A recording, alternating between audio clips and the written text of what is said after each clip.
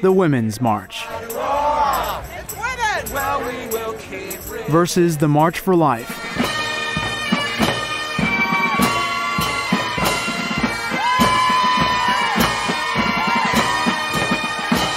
These two marches held in Washington, D.C. this month reveal a clash of two Americas. Hey, hey! Ho-ho! Donald Trump has got to go! Hey, hey! Ho-ho! With vulgar, obscene, and even blasphemous displays, the Women's March yells for unrestricted abortion, climate alarmism, and tribal anarchy.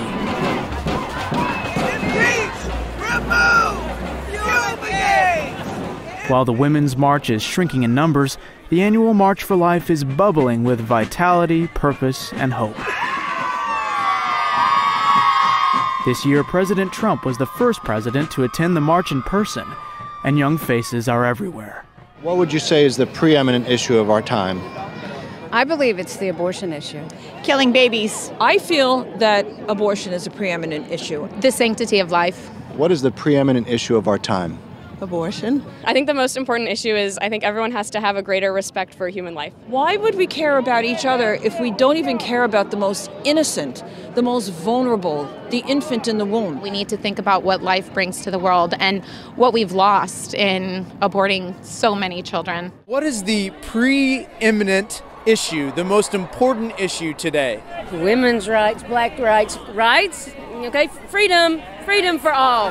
Recognizing that people have rights, recognizing that everybody has rights, you know. That's a really, really tough one. What's closest to my heart is gun control. I think it's got to be climate change. Just we're facing an existential crisis, and we got a lot of men in power who don't give a about anything but making money off of the oil companies. So climate change is a big one, but for people in general, lack of representation. But now there's so many issues. Climate scares me. Climate is a big one. And who for you is the greatest woman in history?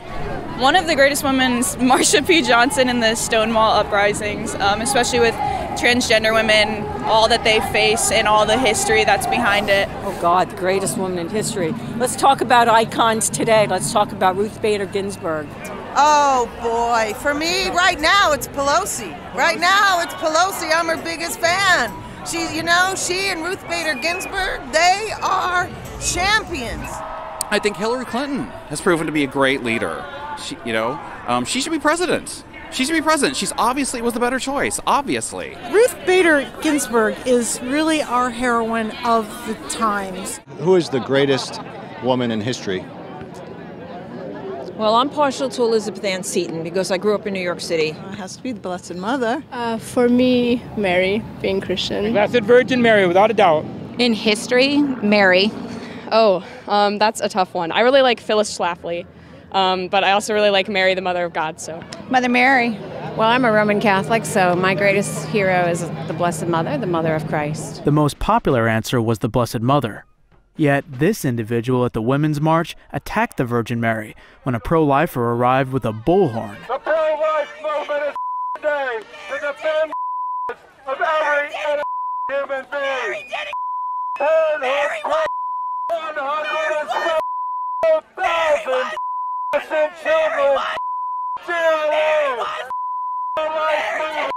Here to restore. So if you look on the website for the Women's March, they talk about how we need to smash the patriarchy. So how would you define the term patriarchy? Patriarchy. People in power are usually men, white, straight, cis men. The patriarchy is just the whole system of misogyny and oppression on women and just people, literally everyone else. It's a world that is led by men. White men in charge of everything, mostly men. The backbone to that, I think, is from religion. Not knocking religion, but knocking the people's interpretations of the Bible. I think patriarchy is the systematic oppression of non-males in our society. Male-dominated, it's when men put obstacles in everybody's way. And feminism is the antithesis of that. It means people get a chance to decide who they want to be without man-made obstacles. That's what Ruth Bader Ginsburg said. What do you understand by the term patriarchy? Unfortunately, I think that a lot of women harbor resentment towards men. They feel that whatever they haven't achieved is because a man hasn't allowed them to. But I don't believe that there is this invisible patriarchy that has been organized by all men across the world to oppress women. I certainly don't feel oppressed in my daily life. Trump is being called the most pro-life president. Is that true or false? I believe it's true. Absolutely true. True or false? True. I believe it's true. Absolutely true. Absolutely. And to come here today, for him to do this, it's miraculous. Love it. Trump is the most pro-life president in history. True or false? I don't think he cares too much about anybody's life except his own. I don't even think he knows. So false? False. You think that's true or false? Absolutely false. False. Totally false. True. True? Yes, definitely. Since we've seen him, we've actually moved backwards in women's rights for probably 30 years. Do you identify as pro-choice? Absolutely. I am, yes. Yeah. Yes. Yes, I am pro-choice. Yeah, absolutely. Would there be any restrictions on abortion in your mind? No. Quite honestly, until we get sex education and birth control available to women, we're going to have to go no restrictions until that time. Wow. You know, I think number one, it should be safe and it should be legal. No. No. None? No. A big one in the news right now is actually post-birth abortion. That's You really know? that's absolute. Are you in favor of any restrictions whatsoever on abortion? No. It is totally the woman's right to choose what she wants to do. It's her body, her choice. And partial birth abortion, post-birth abortion. None of that has any. It's none of my business unless it's my body. It's none of my business. What do you think of post-birth abortion? Would you put any restrictions on that? That's not a thing. That's not a thing? So ridiculous. Oh, okay. I meant like post-birth abortion. What do you think? I don't know. I'm not really informed on it. Well, how about post-birth abortion? Is something like that? I am in support of a woman's choice. Do you favor any restrictions on abortion? All restrictions. I don't think abortion is right. What do you think about post-birth abortion? That's a thing. Yeah, the governor of Virginia said in an interview, quote, "The infant would be delivered, the infant would be kept comfortable, the infant would be resuscitated if that's what the mother and the family desired, and then a discussion would ensue between the physician and the mother, whether or not to kill it." It's already alive. It's born. You can't kill it after you can't kill it at any phase, but it's like into the world. Oh my gosh, that's horrific. I am absolutely aghast with what is being suggested now in modern times for abortion, specifically Governor Northam. I'm from Virginia, so I'm particularly disturbed by the things he's saying. If life is created, then God has a plan, and we need to trust in his plan and love all that we can.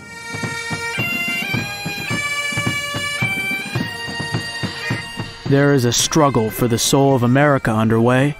Ultimately, the struggle is between those who love God and follow his holy law, and those who love the father of lies and follow the culture of death. Which America do you want? And which America will you march for?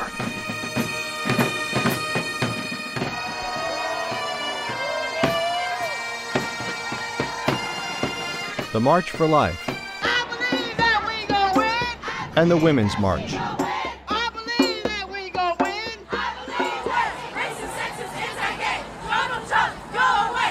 Within 24 hours, these very different marches took place in Washington, D.C. The annual March for Life is the largest rally in the world, focused on stopping abortion. It's peaceful, prayerful, and respectful. The Women's March, however, promotes abortion on demand, as well as homosexuality and transgenderism. This event is angry, vulgar, even obscene. TFP Student Action went to both marches and asked questions such as, "When did your life begin?" At the March for Life, people responded. At the point of conception. At the moment of conception. However, at the Women's March, the answer was very different.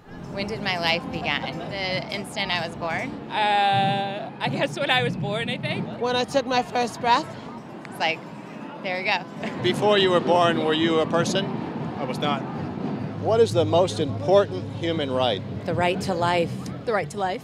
The right to life. I think that is to live and have your life. The most important human right is the right to life, absolutely. It's fundamental, preeminent, all other rights flow from it. What would you say is the most important human right? Being able to choose what I want to do with my own body. A human right. I think a human right would be respect. The right to be safe and to be free. What's the most important human right? The human one. What is the leading cause of death in the United States? It'd have to be abortion. Abortion. What is the leading cause of death in America? Abortion. Do you know what the leading cause of death is in America? Dying? Heart disease. Well, I know that there are more gun deaths now. Heart attacks? No. It's actually abortion. Well. Now imagine you're in the Oval Office and Trump comes in. What would you tell him? I would tell him that I thought it was time for him to resign. What are you going to tell him? To resign. I think I would maybe this is a lost cause on him, but try and talk and let him know that everybody that lives in this country and doesn't live in this country deserves to have free choice and equal rights. If the Supreme Court were to decide to reverse Roe v. Wade, how would you feel? Terrible, awful, scared, even more than I already am for women in this country and women around the world. Imagine you're sitting in the Oval Office right now and President Trump walks in. What would you tell him? Please, while he is still in office, let's get Roe v. Wade overturned, please. And get us another Supreme Court justice that believes in life when the time comes. I would ask him to show an ultrasound of an abortion and ask the nation to watch it and Congress to watch it, and then make a vote. Tomorrow there's a women's march in D.C. Some of the women that come, they despise manhood. What are the virtues that make a good man a man? I think providing for his family and supporting his wife. I would say fortitude, to have the courage to stand up for what he believes in. Chivalry, I guess. Prudence, justice, fortitude, and temperance, and then I'd add in the theological virtues of faith, hope, and charity. My husband is so strong and supportive, self-sacrificing, and he gets up earlier than the rest of us and goes to work to provide so that I can stay home and raise our children. God made men to take care of women, and I don't find a daggum thing wrong with that. As a woman, what are the ideal virtues of a good man? I don't need a man. So a good one? Yeah, what are the virtues of a good man? Well, find one. Ask him. Someone that will listen. Someone that will be an equal partner to a woman. Oh. Excuse me. That's a big question. An ideal man? Yeah. To believe that he or the women around him are just as equal as him. Are there any specific virtues you would look for in a man? That he saw me as a human as well. Are men and women totally equal? Absolutely, yes. Are there any differences? None. We're all on this earth and this planet to be equal. Be cohesive and realize we got one world. Man is the lowest form of life? Yes, we are all equal, yet we are the ones who destroy. We are the ones who supposedly conquer in the name of moving forward. Are you saying that a dog is worth more than a man? I'm saying we're equal. I'm saying they are my brothers and sisters. My choice! Not your body that you're murdering! Not your body that you're murdering! You just decided to come here and do this? Yeah, came all the way from Dallas, Texas. Okay, so you're from Texas. Yes, sir. What has the response been so far? Mainly a bunch of middle fingers and the chant "My Body, My Choice." Were you giving them the middle finger? No. But they were giving you the middle finger? Yeah. We're not trying to get angry. We're just trying to send a message. Do you believe in the 10 Commandments? The 10 Commandments? Yeah, generally. Do I believe in the 10? In the 10 Commandments. People believe in the 10 Commandments. What about you? I am a person who doesn't command or has been commanded. Do you believe in the 10 Commandments? I don't. What is the 5th commandment? Let's see. The 5th commandment, help me, girls. Oh my God, what is it? Thou shalt not, I don't know. Can you remind me? Sorry. Okay. I honestly don't even know all 10 of them, so. Do you believe in God? Do you believe in the Ten Commandments? I believe in the command that Jesus Christ gave us to love each other. Should we also love the unborn? We love everyone. Even the unborn? We love the future, yes. So you're pro-life? I love life. Would you say you're pro-life? I don't know what that means. And do you believe in the Ten Commandments? Yes. Yes. All of them? Yes. Do you believe in the Ten Commandments? We do. Do you believe in the Ten Commandments? Of course. These marches represent two opposing worldviews, two Americas. One America fights for moral values, and the other America tramples on those values. There is a battle between the America that loves God and keeps His law, and the America that promotes vice and the culture of death. Which march would you go to? Which America will you fight for?